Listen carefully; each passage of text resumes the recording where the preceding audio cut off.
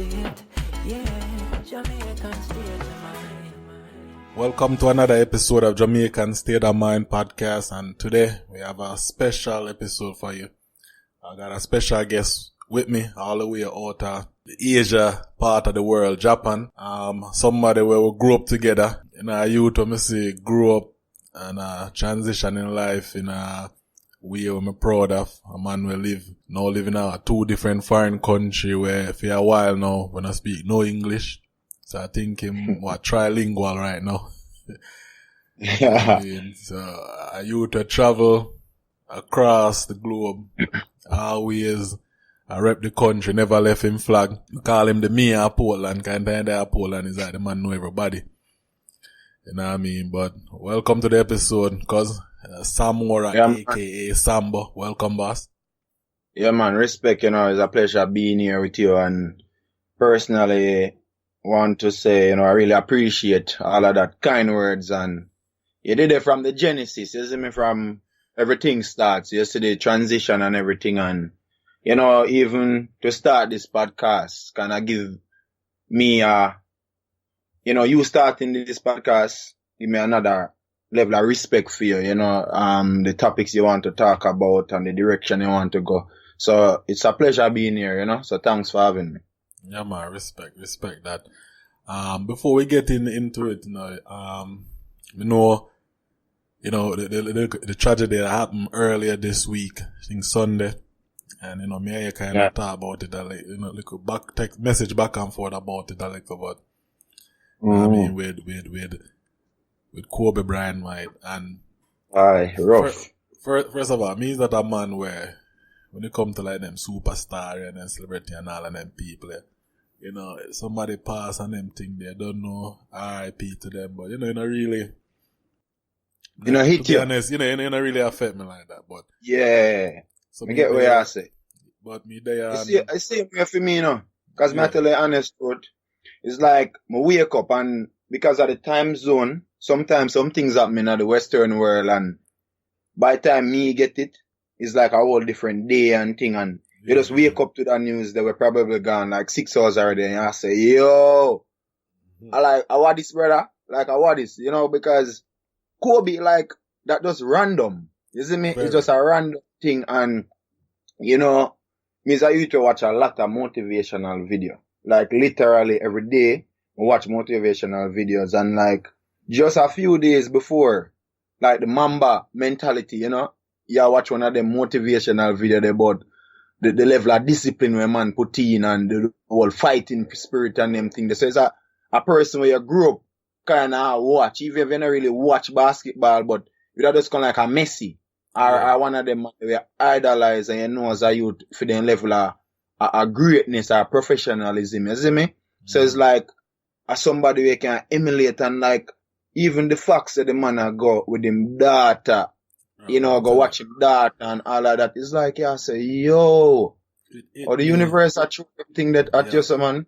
It hit me different because first of all, me watch basketball, but, people will say Jordan and them thing, but I hate it for my band. So Jordan and I real him in my era. Kobe, Iverson and them man in my era. He's a Lakers fan. I'm a Bridging Sheldon. Lakers day all the day. Day one, we argue over it. I'm telling people, say me used to be a Kobe apologist. When people hear Kobe and me, they say, no, try to justify it. And I roll out the stats, them and things. So I'm a fan of him and a fan of Lakers.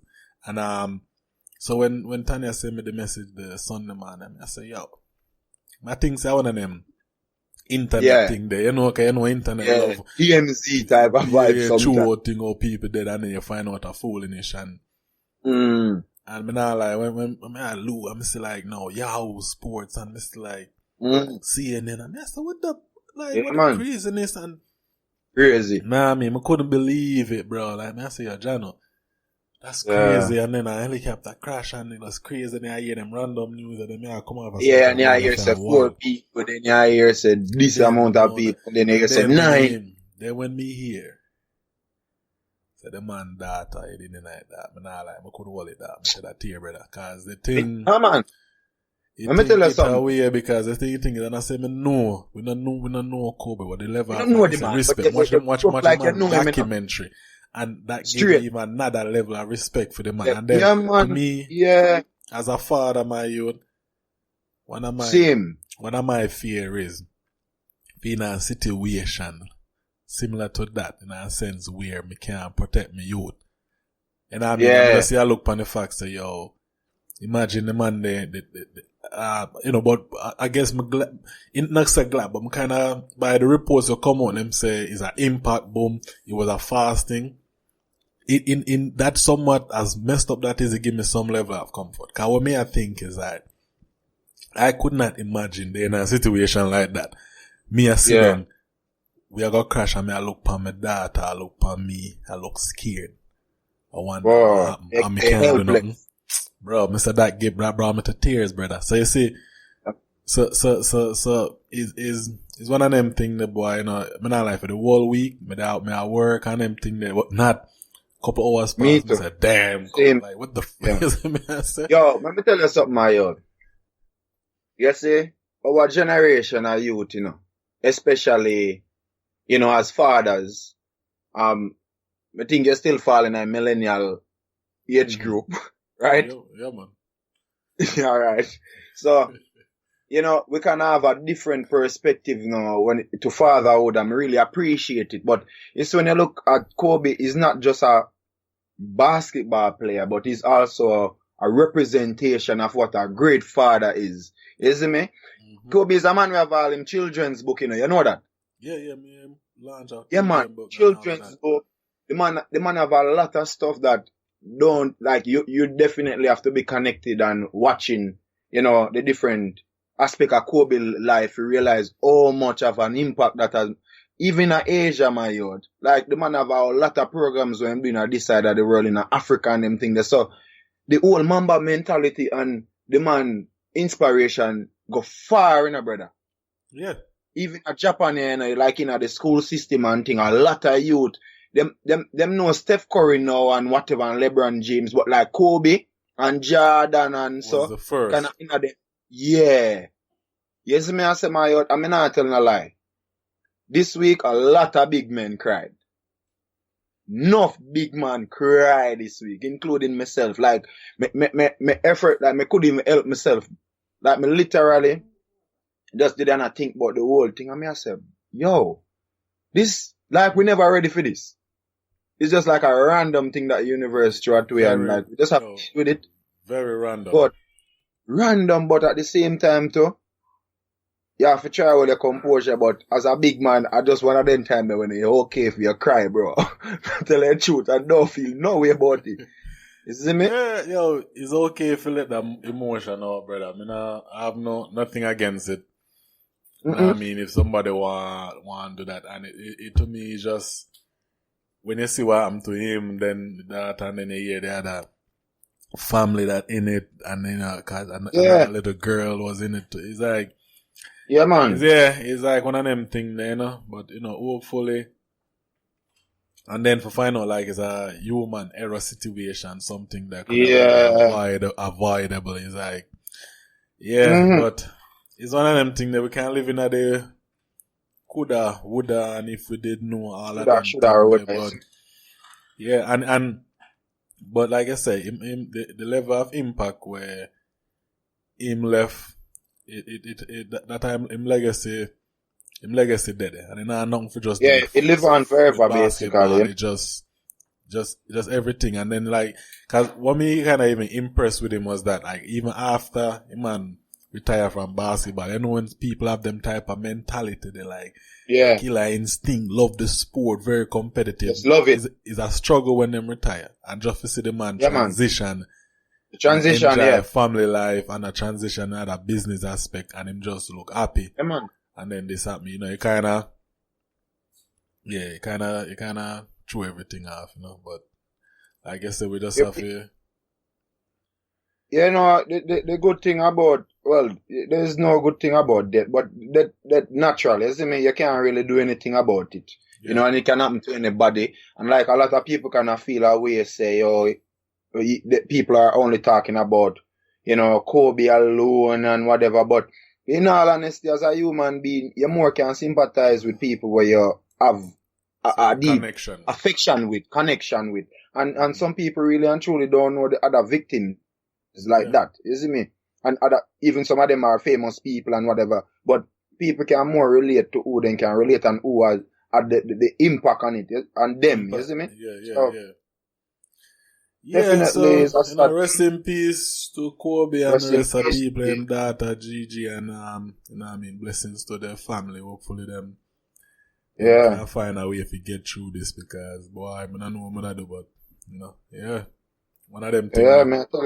Yeah, but so Sambo, one thing we really want to talk to you about with you have a unique experience where, and some people typically we get for travel to certain places, may visit, spend a couple days there, more sometime a week and thing, but I think the unique experience you have, let me talk to you sometime and you tell me about them, for example, more you get into what was the experience like living in even Cuba, because I think that somebody who lived there, how long you lived there again? I forgot, 6 years? In total I spent 6 years. I did, I studied there, got a scholarship after I left, Titchfield High School in Portland, and, I did all my studies there. But tertiary education, I did all of it in Cuba. So I have a master's degree from Cuba. Oh, okay. Yeah. So was your, so tell me a little bit about your experience. I think that's different from the fact that, you don't speak no form of Spanish. You're just landing in a different country and try to figure it out. It's quite an interesting thing because, listen, when last time I do Spanish before I go Cuba, was 8th grade in high school. I remember getting a fat 48%, from my Spanish test. Last time that I do Spanish. Me never interested, me never have no reason in my mind at 8th grade to think, say, me I gonna need Spanish or if I do Spanish. Even though I have an older brother where, do Spanish and into it and whatever. Anyways, when the opportunity came about and I go Cuba, the nature of the program is that you have to study Spanish for 1 year. So you study Spanish for 1 year before you start getting to the whole career itself. So, within that 1 year, for the first term or whatever you study on the Spanish, then second term you start study the sciences in Spanish itself. So, the bio, the chemistry, the physics and math and thing, and, you see me? And after that 1 year now, you make a big jump going in a career. So if you're not ready to start talk, because my university life, my teacher, the person who teach me Spanish, not even speak English, Only thing they know if you say hello, they don't know. Them can't be a sentence. So, for sure, so one of the experience that I wanted to show, cause you have good and bad about Cuba, but it was the first time I saw an education system where you could learn in another language and somebody else that don't speak a language can teach you. So it's like them education system kind of dip on a level where, cause sometimes even now, cause I'm a teacher now, I try to think back, say, how me did really learn Spanish for true? And my teacher can't speak English. Me really reflect sometime, but the teaching methodology and the different system where them have in place is it created in such a way, where you enjoy learning, you naturally learn without subconsciously thinking, say, I really Spanish me I learning, Because in all honesty, now that I speak Spanish fluently, there are some things that I know if I explain in Spanish, but I don't know if I explain in English. I have to think really hard and say, how you say that in English again? To show you the level of, the teaching level or how you can even express yourself in Spanish. That you can't ever translate it in English or the technical terms and so.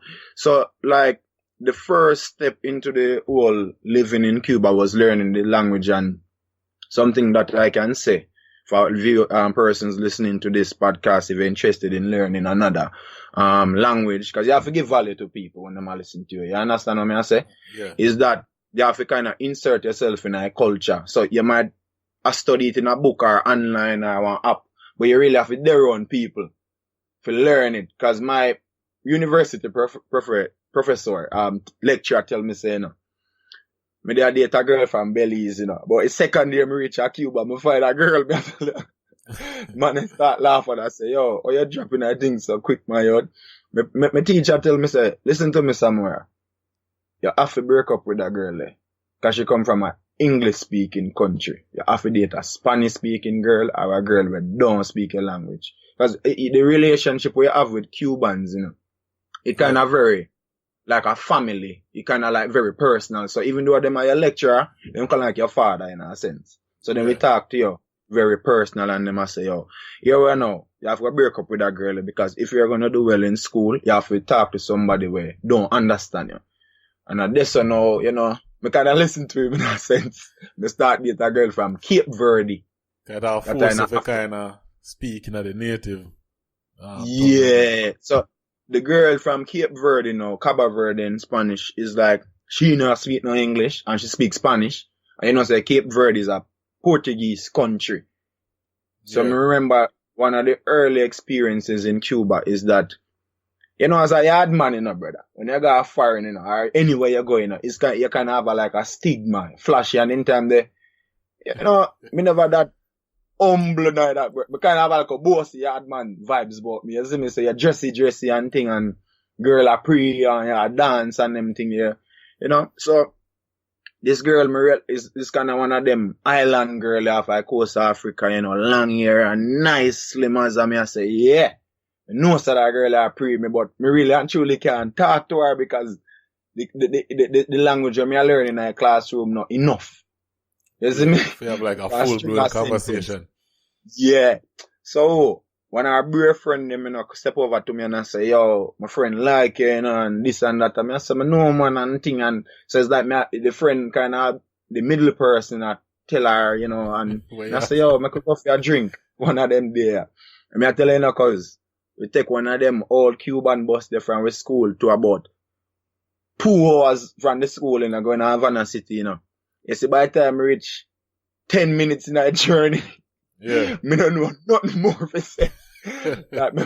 and that was a lesson I always remember because it kind of showed me, say, like, the learning a new language, you have to talk to people and find ways of going around and find solution to problems that you have to kind of find a way to communicate even not knowing the language. Because it's similar, like even with me, like when I meet customers who don't speak no form of English. And we are trying to come to some understanding, come to agreement, and it's like, me have to find a way to body explain, language. What do, facial expression, body language, all of that. Exactly. So them kind of understand what me again. If they repeat a word based on what me I do, me kind of understand. All right. This is what them are trying to say and all of that. So you kind of find a way of communicate without really using necessarily full sentence the linguistic words. Aspect of it. It's a combination of body language, facial expression, facial expression, corporal expression. Yeah, man. And gestures and them thing there. So you find out, say, in Cuba now, my experience is that I went to an international school that Cubans don't really go to my school. It's mostly international students, and it is actually Fidel Castro personal school. So a theme school that. Like, like how you would have a Howard or you'd have one Yale and whatever. He man build a school there.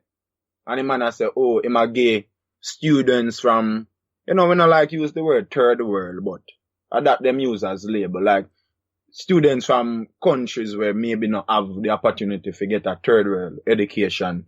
First world education type. Yeah, first world education or tertiary education in general, Yeah. So about maybe like 85 different countries went to my school, I think. About 85 at different times. The numbers, they kind of, change, but about that. And most of them are from like Southeast Asia, Africa, all of South America, all of Central America, most countries in the Caribbean. And, you know, not only just my school, but other schools around Cuba was kind of like the same community. So when you talk about like the medical school now, you have a lot of Americans from places like the Bronx. Like a lot of people don't know that. A lot of Americans studied in Cuba. Wow. You know, and from different places like Mississippi, like, I mean, from less fortunate circumstances, I guess, because they had that, because even with the embargo and a lot of stuff, when it comes to education and so, and like, you know, medicine and science and everything, there are a lot of opportunities that go beyond the whole political thing, you know. So a lot of Americans studied in Cuba, and a lot of people don't know that. So that is something that, you know, I guess even persons listening to this can get to understand, say, beyond the whole the political thing, there were some, you know, relation as it relates to education and especially for medicine.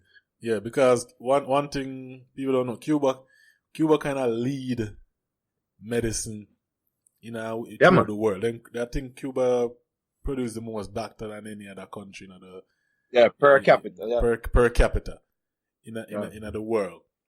So I think, and if you think about it, let me tell you, all right, say, you know, Cuba has been under the embargo for years. And them have some lab, right, where them literally breed like scorpions. Like the venom out of it, them use for all make certain kind of medicine and things like that. And like that entire lab or factory or whatever is the size of like 2 communities in a Portland, which me don't know how to translate that for people. Like, like a big factory. You understand what I say? And to me, something that was very amazing about the experience in Cuba is that as a student, you got to live like a Cuban. You had all the opportunities and privileges like a Cuban. So if me want to clean my teeth every week, me can go do that. You know? Yeah. If me want to go a doctor, if me want to extend the size of my private parts, me can go do that. I mean, I'm paying no money. Yeah. You get what I say? I get all of the privilege where a Cuban I get. So as a student, it was like we were on a full vacation, so to speak. You live like a Cuban, but you still get a little money from foreign and you get your stipend and them thing. They say you live a good life as a student, you see me? Yeah. So even like vitamins and condom and them thing, they used to care about them thing they got Jamaica go issued every month. I say, yo, Samba, you know, that stinky smooth from Cuban that I condom them for care from Cuba. They call it stinky smooth, you see me? Because I like a Durex. You have not really nice smell, but it lubricated and nice. Same way, and a man have to go buy a pack of condom for all in $5 or $5 or in, you know. Yeah. Some people carry it by boxes from Cuba, so it's like even things like that and vitamin pills.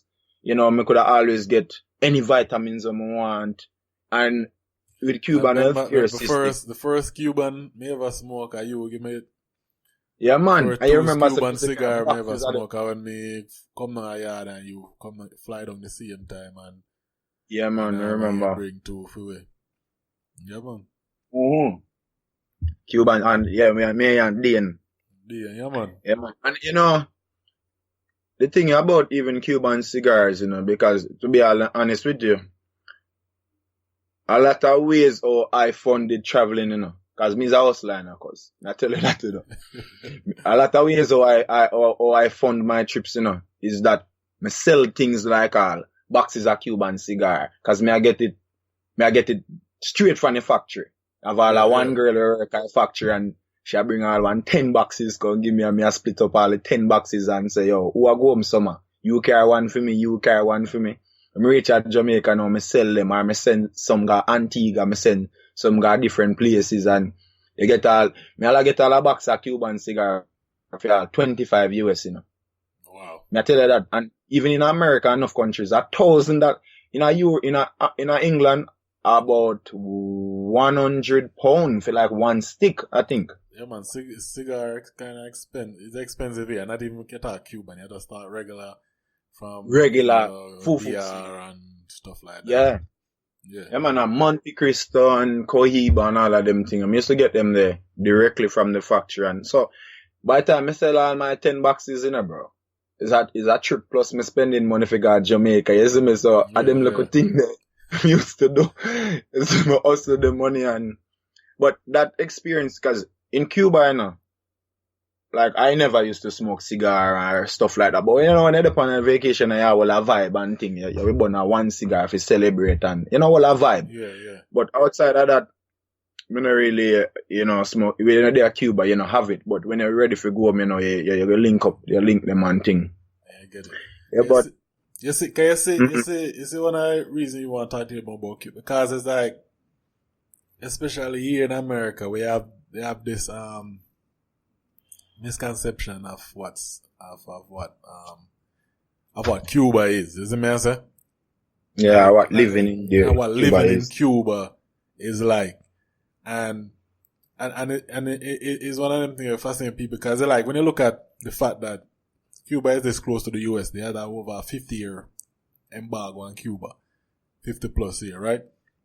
Yeah. Yet still Cuba still able to survive and still able to produce what they produce. Yeah. That's a testament of how strong the country is. You know what I mean? Like I said, on a political level, yeah, there's always things we can disagree about. On a political level. But my thing is, even in history, right? In a Cuba history, people forget the man that was in Cuba before Castro was Batista was a dictator. You know, but he was an American ally, like you know, he had a lot of support from the American. Exactly. So when you see people think, you know, like, all right, Fidel in that position in, people don't understand, all right, but at the same time, there was one before that was backed, but true, this one is not backed by US is a problem. Yeah. Which typically, that's how we go. And there's a lot of, you know, if you read that book with, what's his name? The author we may talk about there.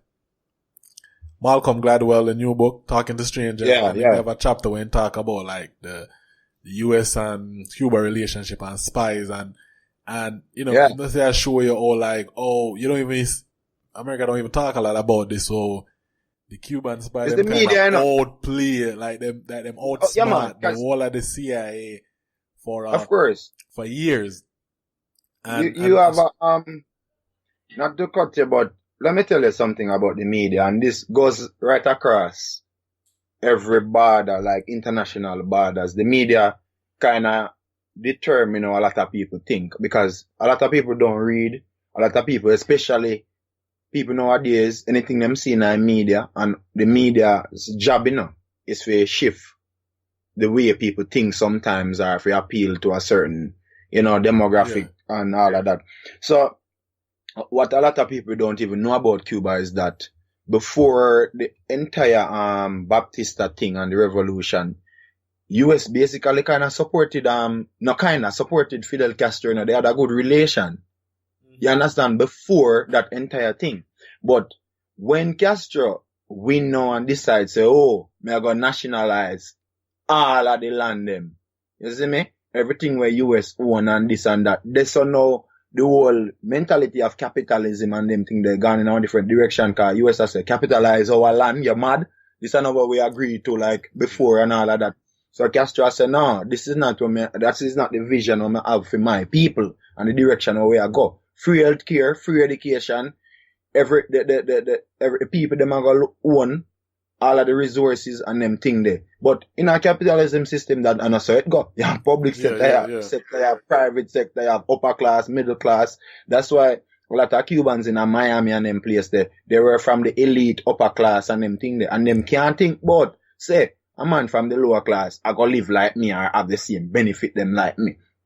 Don't get me wrong, I'm not for communism or socialism or whatever. I'm not talking about this, the system, no. I talk about the fact that this man decided, because the man come from a rich family, the man is a liar.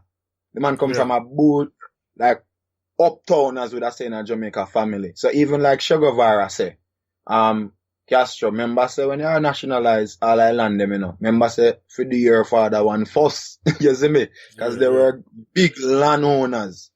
You see me, I say my youth. So, if you know, as a leader for your country, decide, say, yo, alright, I'm gonna give free health care, free education, free this, and that direction that we want to go.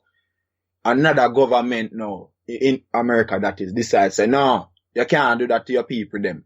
And if you do that to your people, them, and nationalize our land, then a war between me and you.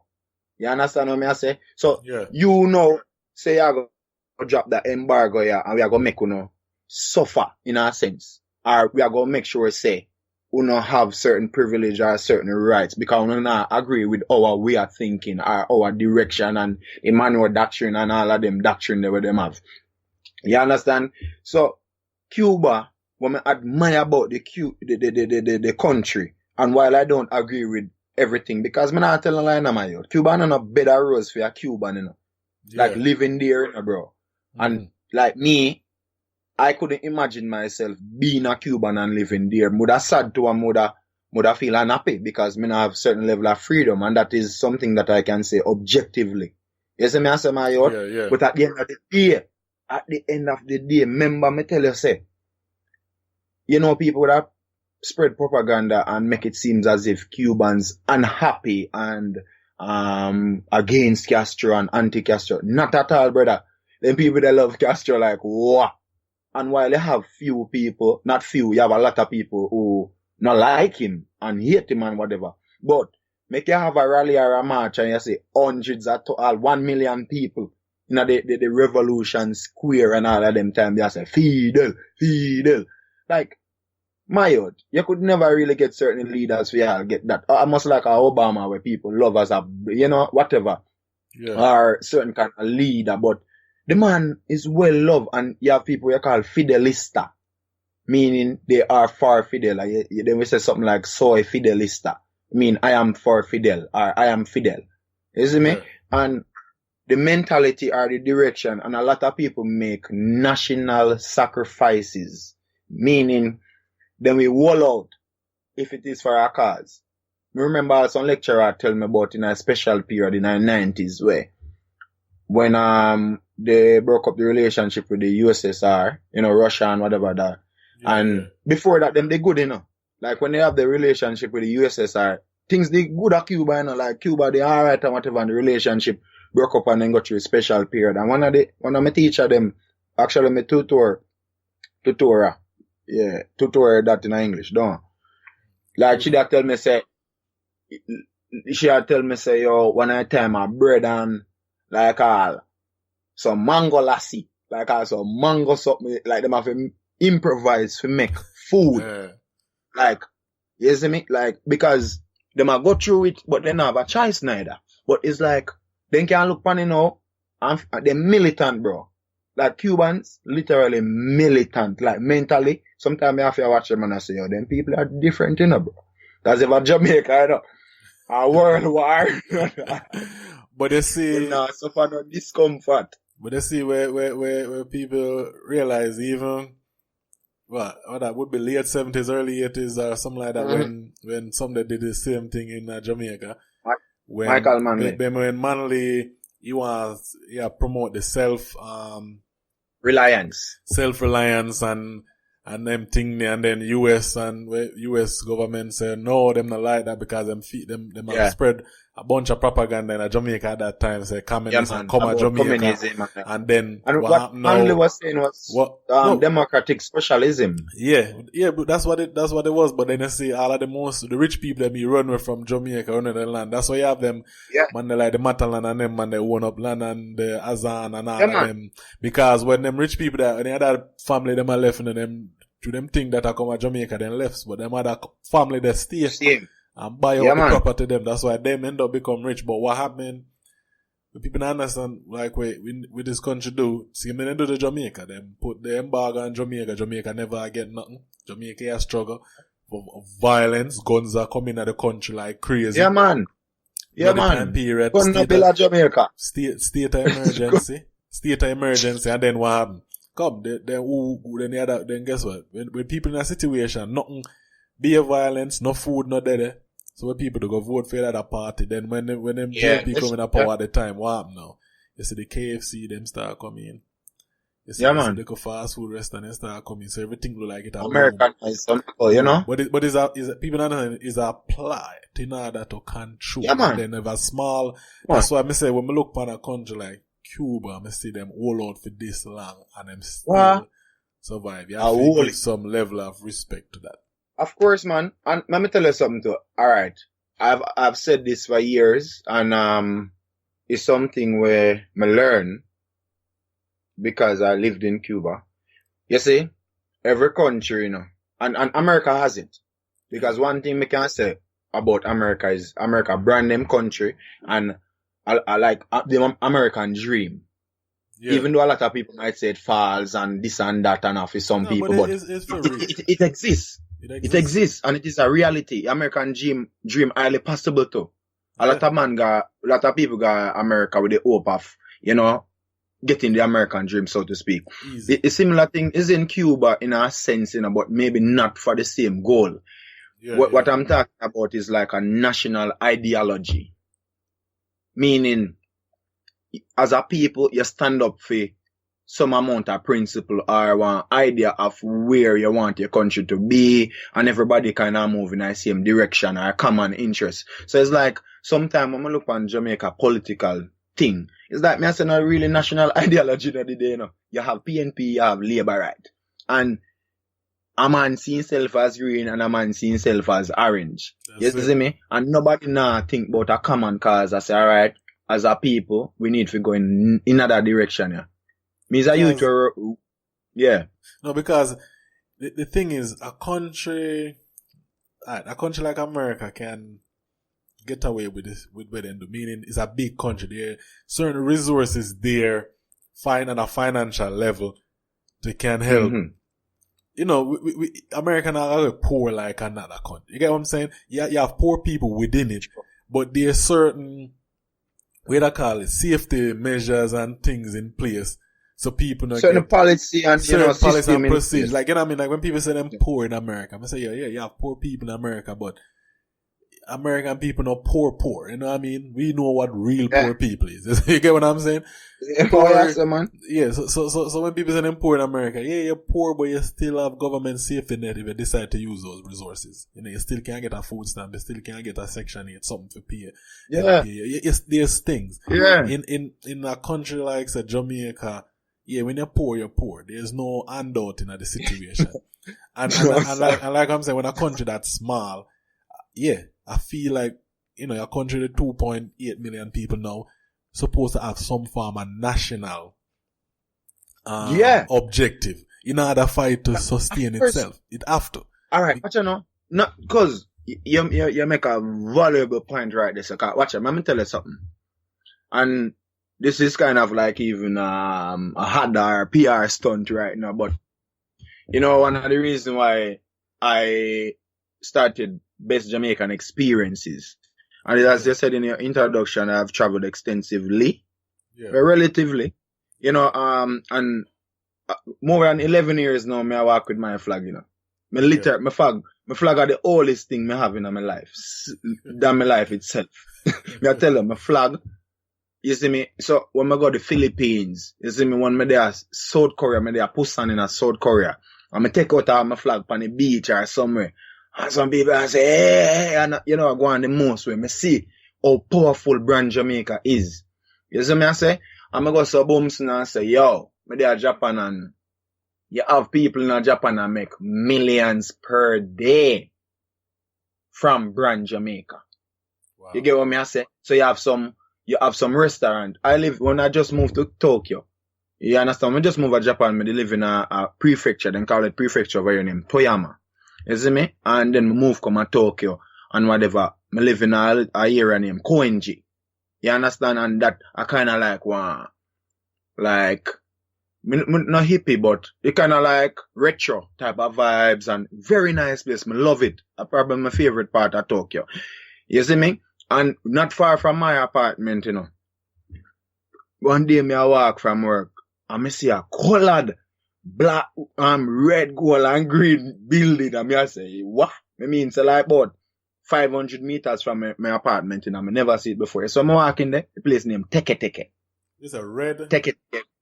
red, gold, and green. Yeah, You see me? color, yeah. Rastaman color. Yeah. So, yeah, it's when we go in there, B. Dennis Brown, me I say, Gregory Isaac, here, greats, And guess what? Nobody in there can speak English. The menu in a fully Japanese, and them thing there. And guess what? Be a look full version of what a Jamaican food should look like or taste like, But the mentality behind it is that a Japanese person will go in there and feel like they're a part of the Jamaican culture or, them into it and all our vibes. Even though this is a false representation, but the colors and the atmosphere say another thing. You see me, I say, and I personally, every time I travel within Japan, I luckily always find a Jamaican spot. And most of them, they are owned by Japanese people. And guess what? The difference, and this is something too that can add value to maybe what a lot of people don't even know. A lot of people call Asian people Chinaman. Everybody over here say Chinaman. So, me not Yard no lie, man, ignorant dog. no yard man. Western people in general too. We read the difference between Chinese Asian people. So me too. When me come at Japan, I never know what a Chinese man look like or what the difference. But when you come over here, you start know it in terms of behavior. Chinese people are a little bit more loud. Well, not a little bit, then loud. Japanese people more, calm and whatever. And they have a big rivalry, low key and whatever. So, when we go so bumps, I realize. Bloody history. What? Yeah. Crazy history, man. Crazy, so, the thing about Chinese, we got Jamaica and set up in shop and stay. And stay at Jamaica or stay in your country. You have Chinese wholesale and everything. Yeah. Everywhere. The Japanese now, they will go your country and spend months or 3 years and learn about your culture. They might study your culture. But guess what? They might come back to Japan and set up business over here. So you have some people then talk to you normal and tell me, I was in Jamaica for 3 years or 1 year and I learned how to cook curry goat and oxtail and whatever. And the man then come over here, and set up shop and make it, adjust it in a way where Japanese people can eat it. Yeah. And so spicy like the Jamaican one, but like a modified version of it. And guess what? The man them make millions, bro. I mean, I tell you, at one point, it got to me that me cry about it one day. And then I said to myself, but enough of them fault. Them are business people. Yeah, them are business people. Make money. And you have people in Europe where have a liquor named Bumbleclad and all them something there. And a festival when named Bumbleclad and all of them something there. But in Jamaica, if you ever say Bumbleclad to a make all here, all feel with grandmother here. No, police arrest artists nowadays for curse. Is a dumb thing where the Jamaican culture is. I know we sound like we escape Cuba to Japan and Jamaica, but we just go with the flow with the conversation I go. But but is a thing where I always look and say, I understand the government in Jamaica, the people, the authorities. It don't make no sense because you got to cause people for bad word that's our thing. Culturally, that's our thing. That's what people and people love about us because we have our own style of English, patois. We have our own version of everything. Yeah. So it's like me tell people this. I remember we have a conversation and like something I listen to them I talk about is like how black culture and American black culture is like the cool culture. First thing, you understand? Cool. You have every race from every race and other people, even from outside America. Either some dress like them black, we wear the black people, them like black American clothes. Because, the music is a cool culture, right? To me, Jamaica have the cool culture when it comes to music, food, and our style of talking. That's the worldwide food culture. Brazil and Jamaica.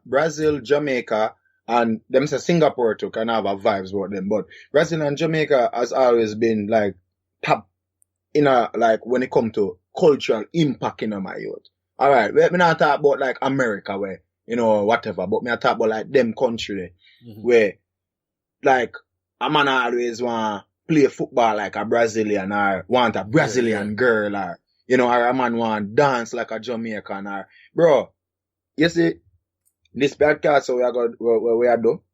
We are talking about Cuba, we are talking about Jamaica, we are talking about culture and a lot of things, but we can put a lot of context in it from the perspective of saying, you know, your cultural identity and the way of thinking is so important sometimes because, you see, until Jamaican people realize, and me always say, I wish every Jamaican could have traveled. I wish everybody could have seen. Cause me as a youth, me as a drone, me take photography too, and me have my drone and them thing. And sometimes when me teach, me show some picture of Jamaica, and me show some different stuff. Me use my own content. I like everybody I say, yo, them never see a school. Like we teach field in Jamaica located, they never see a school surrounded by a beach. And them I say, yo, so you got a school every day, right there, sir? And me I say, yeah, man. You see me? And to people, it's so, man, we have everything in our world where people would have want.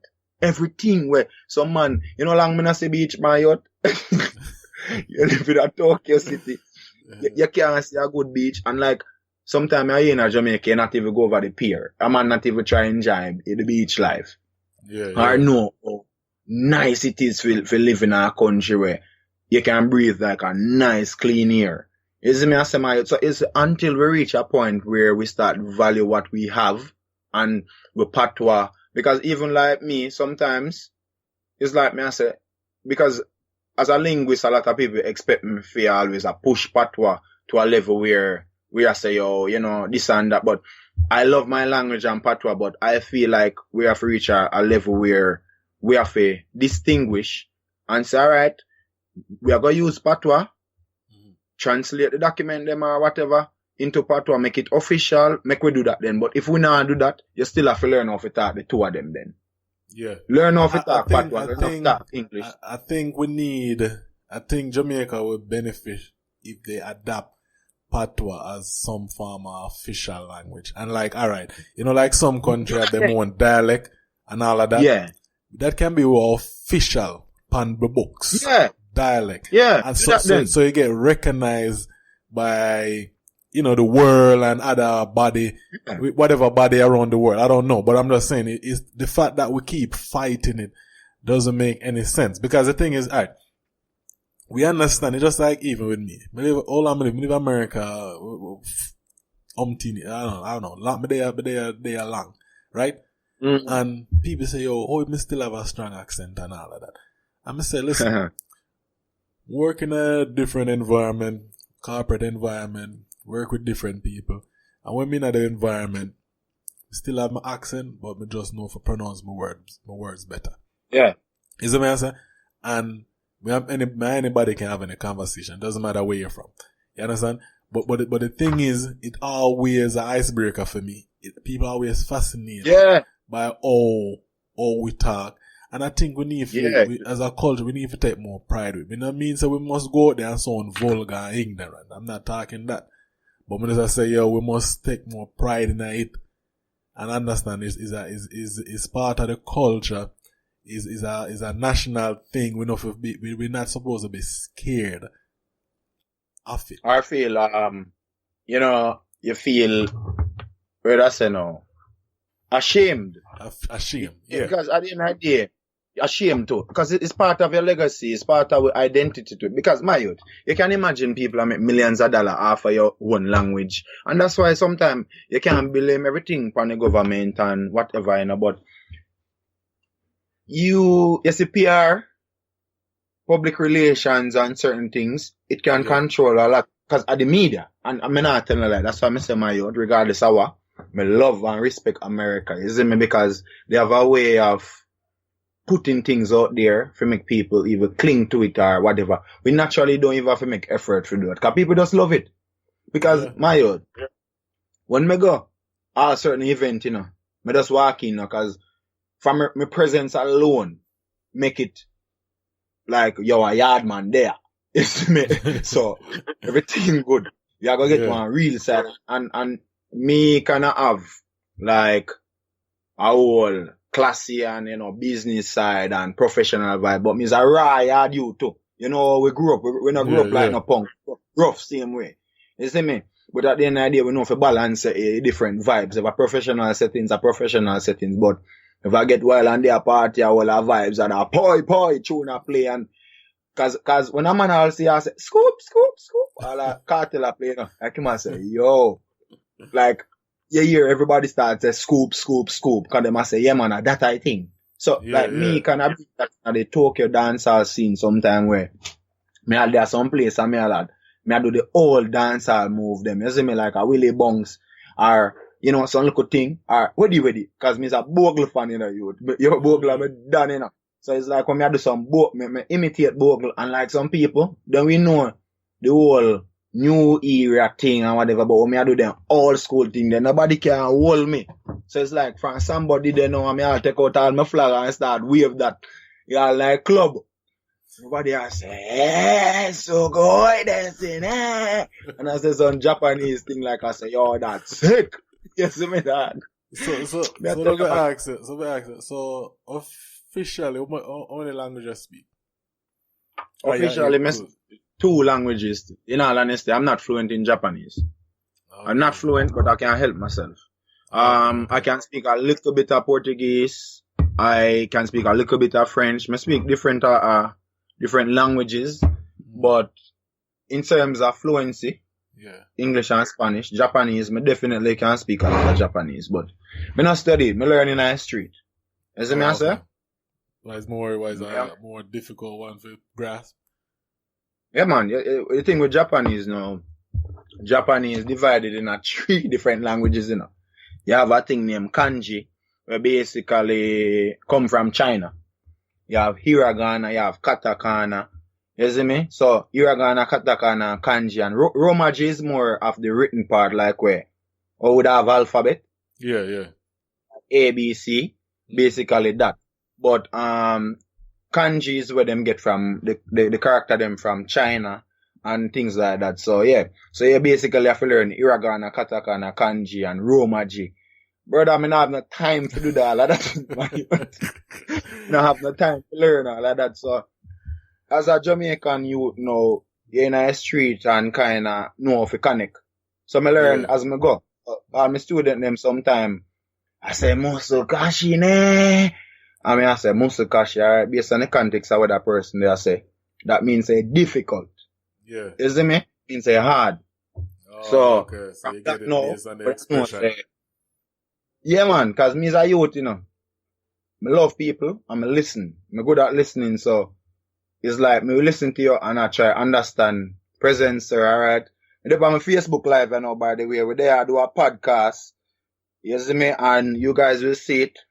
Connect with my family in Atlanta and we do a podcast. So yeah. So all our Facebook Live people, them check in, we do a whole heap of things. You see me? For brand Jamaica and worldwide, we are trying to connect with them. If you see right, that's how you see it.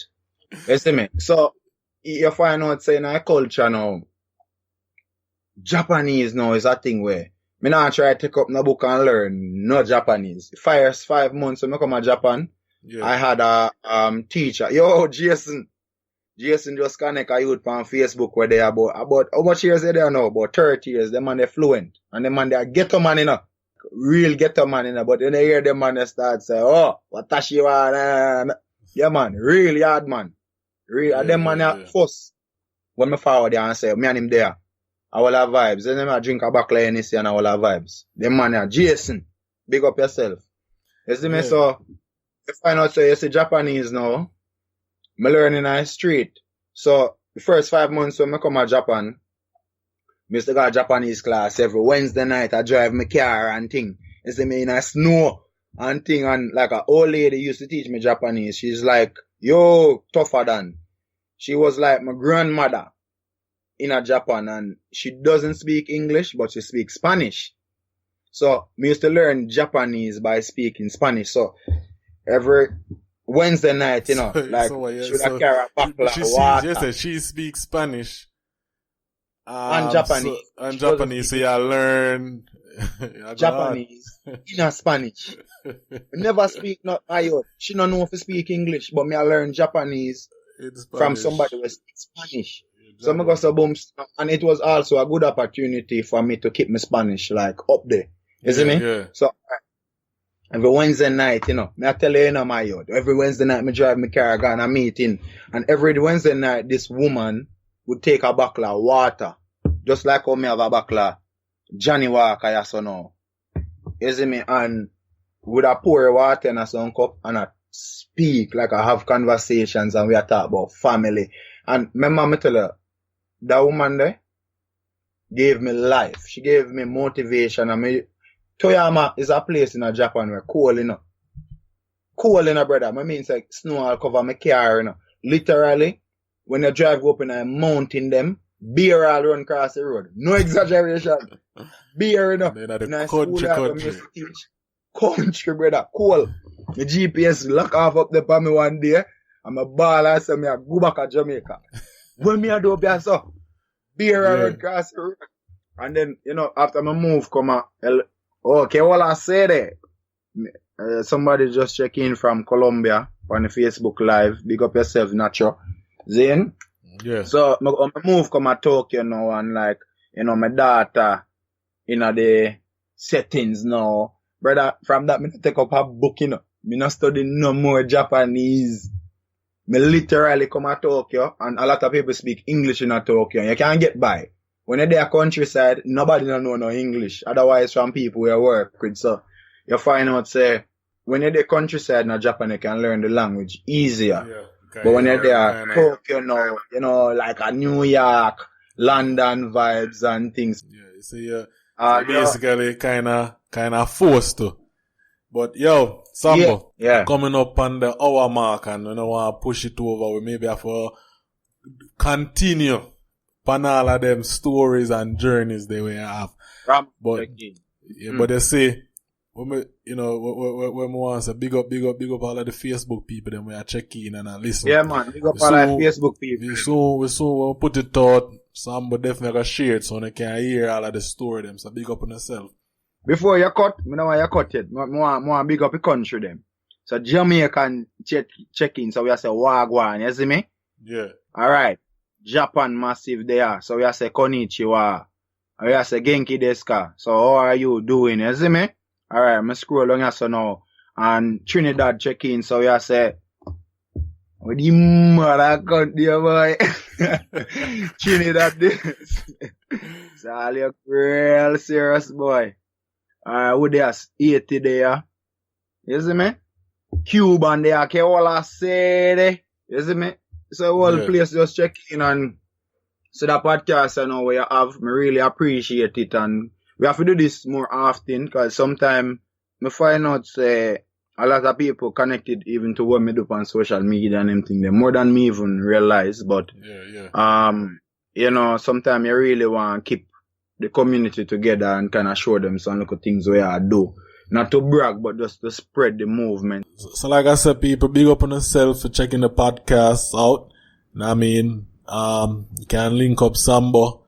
Yeah, what you want, tell the people them where them can find you again. Yeah, man. So, boy, I whole heap of platform I manage, you know, yo. Name all of them right out, now, we really push best Jamaican experiences because we are about to launch our own tour company in Jamaica. I mean, I said this live now, with up on Instagram, with up on Facebook, with up on now. Best Jamaican Experiences, a tour company back home. We have our own merch, have our own bag, clothing line.